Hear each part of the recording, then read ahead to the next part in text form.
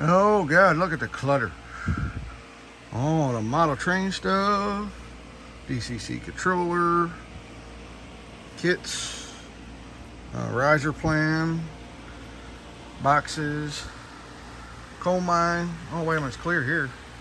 There ain't much here. Holy crap, what's going on? Big saw. Oh, it looks big anyways. That's my jigsaw. Brand new. Had to buy a new one. The other one gave up on me. Big old cord reel. And welcome to the pit, which is what I'm standing in. Yes, everybody, ladies and gentlemen, this is the new layout. This side's already got some done and some undone. So, yes, as you can see, things are progressing. But I'm back to this. The dreaded duck under. Daggone it, I said I wasn't going to build another one of these daggone things. Oh well, it'll work.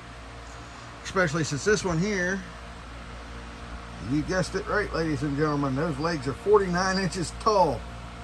I had to buy 4 4-foot dowels instead of just 2. And I can actually just stoop and go under that, even at 6 foot 1 inches tall. Oh man, there's still a load on the back, especially after you've been working out here for a while. But I just got finished drawing the track plan completed on this one, which is why I'm cutting it out. Some of those goofy little squiggles are hand drawn where the track's going to go. Others are hard lines that I know absolutely have to be correct.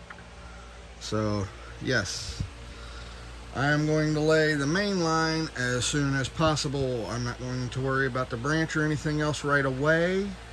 I just want to get some trains running because I haven't ran trains in probably 8 months. And I'm getting tired of not running my trains. All this stuff is going to storage. That's all the stuff the wife wants to keep. And yes, you can see it's still sitting on the old bench work. Unfortunately, this section that's behind me is all that's left. And it's turned into a shelf.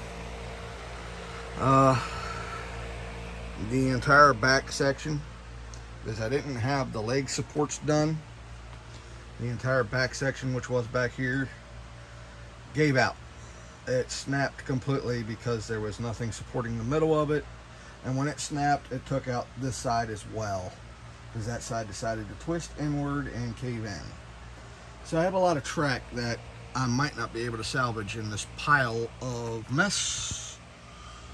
But what I can salvage is going towards this layout. What I cannot salvage, I will throw away and replace, because that's what we do. And if it's something where we're done with a section, we redesigned it and we made it improved on our end, the extra winds up going to train shows and stuff like that. But I will not sell stuff that is so damaged that the rails won't stay in the track no longer. I do have more Mittendorf trucks that will be going on 3D printed models. I have a Department of Corrections vehicle. I guess a little bit of that guy's in everybody. Dave Chappelle. I wanted to have this on the layout by Memorial Day. Did not happen. But that's going to be a nice addition. I did get more couplers for my passenger cars. I got more trucks for my passenger cars. I decided to the heck with it, and I got me a Speedy driver cleaner just for the heck of it. And I bought 2 new Katos while I was on vacation. They're the F units. However, I realized after I left the hobby shop, I'd spent way too much. Alright, this was an AB set. The A unit did not have a case. And this is first run, not the run that's out now. It's used. It had a bunch of scenery material jammed up in the gears that I had to clean out. And that's MSRP on the run that's out right now. Good news is the what do you call it? DCC decoder and all still fits them.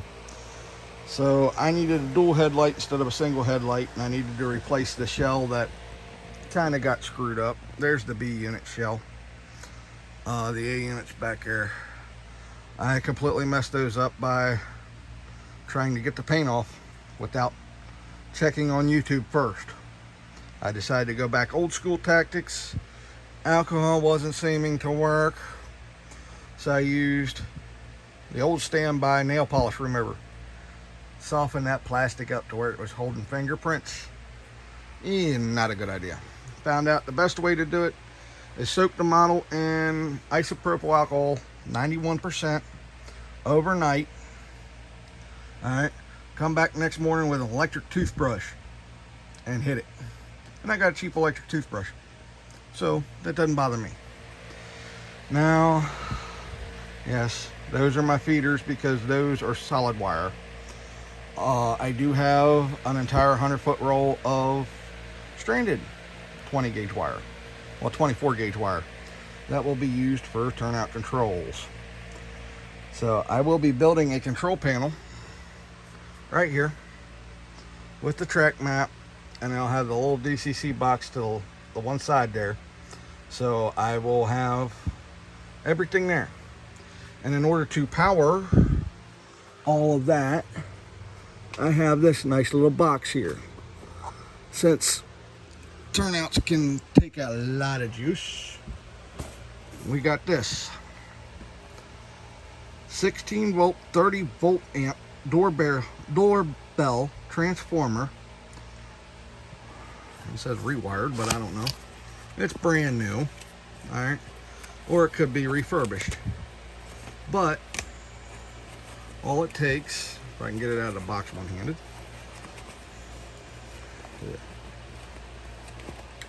And it's coming.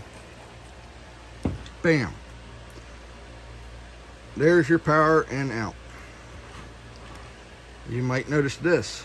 Well, what are you going to do with that? Simple. I'm going to put a household plug on it. Plug it right into 110, because that's what it's meant for. 110 volt AC. Your green is your ground, white is your hot, black is your cold, or it could be vice versa sometimes. It all depends on what the standards are in your area, so make sure you read your books. I'm going to reread mine before I even hook this up, but I will be hooking it up to a power strip as well, so I will have the 15 amp circuit breaker protection on it, which is what I like to do with my DCC system anyways. So this can just screw right onto the benchwork just about anywhere. I don't know how well you can see it down there, but it can screw right into the benchwork, right on a cross member, or right on the faceplate, wherever you want to stick it. It can even stick out like that. But there you go, big old industrial block just for all the turnouts. And this was actually cheaper than buying all the stuff I would need to have one of those capacitor discharge units. And I don't want to take the time to look up how to do that when I just figured out how to do a diode matrix. Yeah, I'm not the smartest when it comes to higher electronics. I will admit, if I can't just take two wires together, most of the time I'm lost. But I'm learning, so stick around, you might learn something with me.